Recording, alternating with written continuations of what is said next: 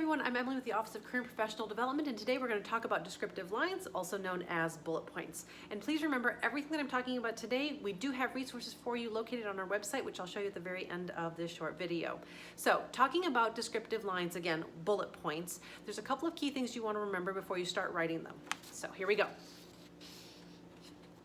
The first is you want to have 2 to 5 bullet points per position or section. Additionally, you want to make sure that if you're currently at that location that you're writing in present tense. If you're no longer there, you want to switch to past tense. Moving on, you want to make sure again that the bullet points match your position description. So these should be unique and specific to every position that you're applying for. Fourth, don't repeat bullet points, meaning you may have similar positions or similar skills from different organizations or positions that you've had in the past. Make sure you're not actually repeating them. Find something unique or different to put down on as for another section for your bullet points. And then finally, please remember, and this is the big one, a bullet point is not a task list. It is not A, B, C. You want to make sure that you're creating a very strong bullet point, which is then going to indicate the skills that you've learned, not just the tasks that you've accomplished. What do I mean by that? How do I do that? Basically, there's 3 parts to a bullet point, and I've broken it down to a very simple math formula. Don't worry, it's not difficult. A power verb plus a task plus the impact is going to equal a bullet point.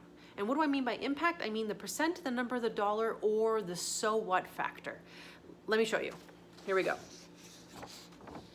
All right, on this one here, you can see the bullet point equals the power verb plus the task plus the impact. Get your pencil out, pen, computer, start typing it. You want to make sure you write this one down. This is very important.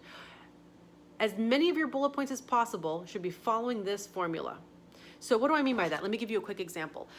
Many of you have either worked in the food industry or have at least gone out to eat somewhere where you've received some kind of customer service. So it's pretty common for someone who's a server to come into our office with a bullet point that says, I plated food, served food, cleared the table, rolled silverware, and handled money. Okay, great. You gave me a task list, A, B, C, that any other server could copy and paste and use for themselves. Where are you in this? If I were to ask the question, so what? Why are you telling me this? Does that bullet point answer that question? Not really.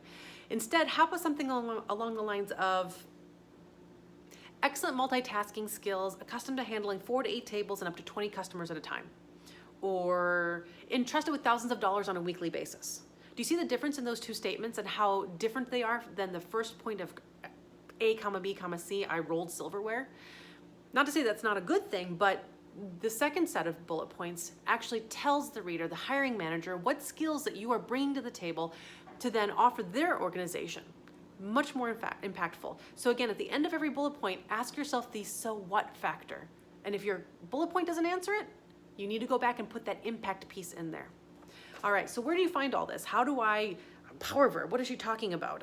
How do I do that? Well, the Office of Career and Professional Development have already come up with 2 whole pages of power verbs for you. And we've got a page of descriptive lines as an example. And again, don't copy. Use them as inspiration to create your own bullet points. And as you're skimming that page of descriptive lines, you'll notice that while there are a lot of numbers in there, there's also a lot of bullet points that don't have any numbers at all, so that you can see that it doesn't have to have a number to have impact. So here we go. uwash.edu/career, go to student resources, go to resumes, and then on that resume page, on the right-hand side, you'll see the very first one says power verbs, and the second one says descriptive lines. And if you've got any questions, please contact our office. We're open and available for appointments and phone calls, and we'd be happy to help you write your bullet points. Good luck.